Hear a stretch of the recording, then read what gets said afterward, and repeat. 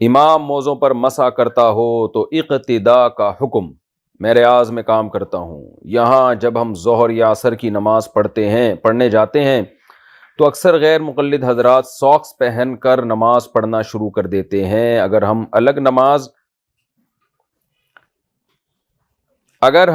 الگ نماز پڑھنے کی کوشش کرتے ہیں تو ساتھی ہمیں جماعت میں شریک ہونے کے لیے کہتے ہیں۔ اس مسئلے کی وضاحت فرما دیں۔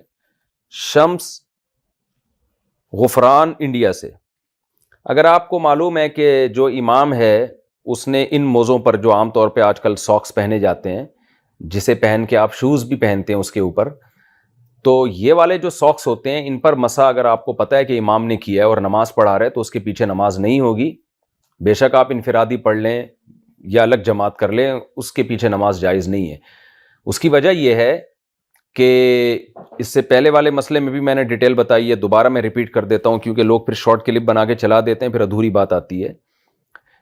اس کی وجہ یہ ہے کہ ان عام موضوع پہ مسح اس لیے جائز نہیں ہے کہ قرآن مجید میں اللہ نے پاؤں کو دھونے کا حکم دیا ہے، یہ متواتر حکم ہے۔ اس متواتر حکم کو جب چھوڑا جائے گا جب کوئی مضبوط دلیل ملے ہمیں، تو مضبوط دلیل ہمیں خفین کے بارے میں ملتی ہے، اور خف کہا جاتا ہے چمڑے کے موزوں کو جو رسول اللہ صلی اللہ علیہ وسلم کے دور میں ہوا کرتے تھے، جن کی خاصیت یہ تھی کہ صحابہ جوتوں کے بغیر پہن کر ان کو لمبے لمبے سفر کیا کرتے تھے، بہت دور تک چلا کرتے تھے، اور ان موزوں میں وہ اپنے سہارے پہ کھڑے ہوتے تھے۔ تو جو موزے ویسے ہوں گے یا اس جیسے ہوں گے، اگر وہ تو نہیں ہے لیکن اس جیسے ہیں، تو ان جیسے موزوں کو ہم ان موزوں پر قیاس کر کے بھی جواز کا حکم لگائیں گے۔ قیاس بھی ایک شرعی دلیل ہے اگر صحیح قیاس ہو، لیکن قیاس میں ضروری ہے کہ جس کو آپ قیاس کر رہے ہیں وہ اس جیسا ہو جس پر قیاس کر رہے ہیں، جس کو اصطلاح میں کہا جاتا ہے کہ مقیس علیہ کی مثل ہو۔ تو جن موزوں کو آپ قیاس کر رہے ہیں نا، یعنی ہمارے اہل حدیث حضرات فتویٰ دے رہے ہیں کہ یہ جو عام ساکس ہیں ان پہ مسح جائز ہے، اور ان ساکس کو وہ ظاہر ہے یہ نبی کے دور میں تو تھے نہیں، ان ساکس کو قیاس کر رہے ہیں ان ساکس پر جو نبی کے دور میں تھے۔ تو قیاس جب کیا جائے گا جب دونوں آپس میں میچ کرتے ہوں، تو یہ میچ ہی نہیں کرتے، وہ موزوں میں بالکل ایک الگ ٹائپ کے موزے تھے۔ آپ نے حدیث سنی ہوگی کہ ایک پیاسا شخص کنویں میں اترا اور اس نے پانی پیا اور کتے کو دیکھا کہ وہ کیچڑ چاٹ رہا ہے، تو اس نے اپنے موزے میں پانی بھر کے اس کتے کو پلایا، اور اللہ نے اس عمل کی لاج رکھ کے اس کی بخشش کر دی۔ تو وہ ایسے ساکس تھے کہ اس میں پانی بھر کے لایا جا سکتا تھا، آپ ان ساکس میں کیا پانی بھر کے لا سکتے ہیں؟ تو ہمارے اہل حدیث حضرات چند مسائل میں پوری امت سے ایک طرف بالکل الگ گئے ہیں۔ تو جو مجتہدین کی جو مضبوط رائے ہے اس بارے میں وہ وہی ہے جو میں نے بتائی کہ کچھ نہ کچھ شرطوں کا اس میں ہونا ضروری ہے، جن میں سرسری طور پر جو شرطیں بیان کی جاتی ہیں وہ یہ جو وہی والے موضوع پر قیاس کرنے کے لیے جو نبی کے دور میں تھے، کہ نمبر ایک پانی اس میں سرایت نہ کرتا ہو، اس لیے کہ اگر پانی اس میں چلا جاتا ہے تو پھر موزے اتارنے کی ضرورت ہی نہیں ہے۔ بعض حضرات یہ کہتے ہیں نا، جیسے علامہ البانی رحمہ اللہ نے یہ عام ساکس پہ مسح کے جائز ہونے کی دلیل یہ دی ہے کہ بھئی ان کو اتارنے میں حرج ہے، تو شریعت نے ہمیں موزوں پہ مسح کی جو اجازت دی ہے اس لیے دی ہے کہ تاکہ موزے اتارنے کی نوبت نہ آئے۔ تو بات یہ ہے کہ ان کو اتارے بغیر بھی دھویا جا سکتا ہے، تو اس میں حرج کہاں سے ہو گیا؟ آپ تھوڑی دیر نلکے کے نیچے پاؤں رکھیں، پورا پاؤں آپ کا گیلا ہو جائے گا، تو یہ حرج نہیں ہے۔ آپ کہہ سکتے ہیں پاؤں گیلے ہو جائیں گے، موزے گیلے ہو جائیں گے، تو گیلے موزوں میں نماز کیسے پڑھیں گے، مشکل ہوگی۔ تو یہ وہ حرج ہے جس کو شریعت نے معتبر نہیں مانا۔ گیلے کپڑے میں نماز پڑھنا یا گیلے موزے میں نماز پڑھنا یہ تو آپ کی ٹینشن ہے نا، آپ کو مشکل لگ رہا ہے۔ حرج وہ معتبر ہوگا جس کو شریعت حرج مانتی ہے۔ تو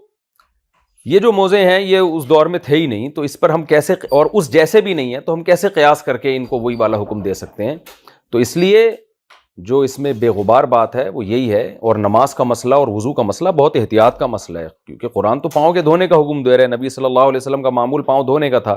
موزوں میں آپ نے اجازت دی ہے تو وہ اچھا جورب کا لفظ بھی حدیث میں آتا ہے، تو جورب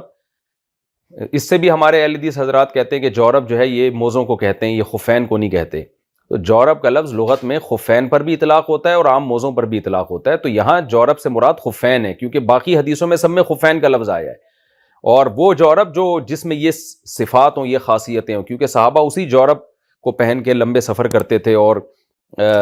اسی کو جوتوں کے قائم مقام استعمال کیا جاتا تھا، تو اس لیے اس میں یہ شرطوں کا پائے جانا ضروری ہے کہ اس میں پانی سرایت نہ کرتا ہو، کیونکہ اگر پانی سرایت کرتا ہے پھر تو موزے اتارنے کی ضرورت ہی نہیں ہے، پھر تو آپ موزوں سمیت پاؤں کو دھو لیں۔ دوسری شرط فقہا نے بیان کی ہے وہ یہ بیان کی ہے کہ وہ اپنے سہارے پہ کھڑے رہ سکتے ہوں، کیونکہ وہ جوتوں کے قائم مقام ہوتے تھے جو صحابہ کے دور میں.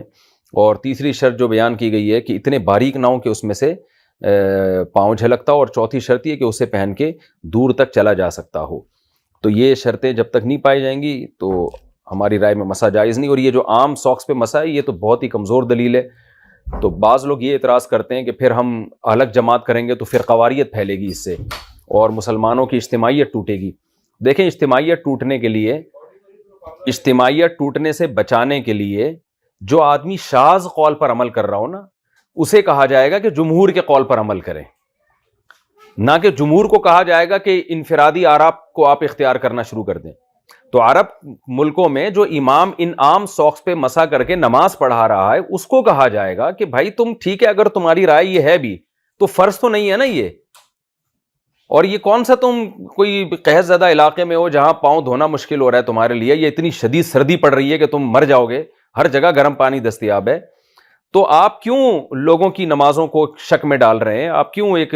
اختلاف پھیلا رہے ہیں؟ تو آپ جمہور کی رائے پر عمل کر لیں. آپ جب انفرادی نماز پڑھیں تو آپ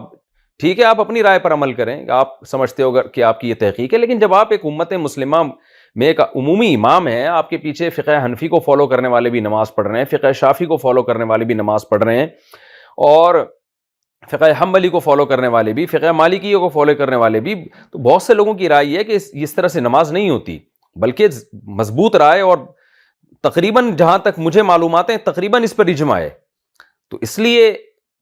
اس امام کو ملامت کی جائے گی کہ بھئی تم اجتماعیت کو برقرار رکھنے کے لیے آپ یعنی یہ کام نہ کریں، آپ پاؤں دھو لیں. جب آپ انفرادی نماز پڑھیں تو پھر آپ جیسے چاہے وضو کریں، آپ مسح کریں نہ کریں وہ آپ کا مسئلہ ہے. جب نماز پڑھائیں تاکہ سب کی نماز آپ کے پیچھے درست ہو جائے اور یہ اختلاف نہ ہو. تو اس لیے ہمارا موقف تو اس بارے میں یہی ہے کہ اگر کوئی شخص امام جس کے بارے میں آپ کو پہلے سے پتہ ہو کہ وہ عام موضوع پہ مسح کر کے نماز پڑھاتا ہے تو پھر آپ اس کی اقتداء میں نماز نہیں پڑھ سکتے. آپ کو چاہیے کہ پھر آپ الگ نماز پڑھیں. البتہ لڑیں نہیں، مسجدوں میں امام کی توہین نہ کریں، اس سے بحث نہ کریں. مسجد کے امام کا بہرحال ایک مقام ہوتا ہے، تو اس سے بحث مباحثہ نہ کریں، لڑائی جھگڑا نہ کریں، نہیں الگ سے جا کے نماز پڑھ لیں، یہ زیادہ بہتر ہے آپ کے لیے.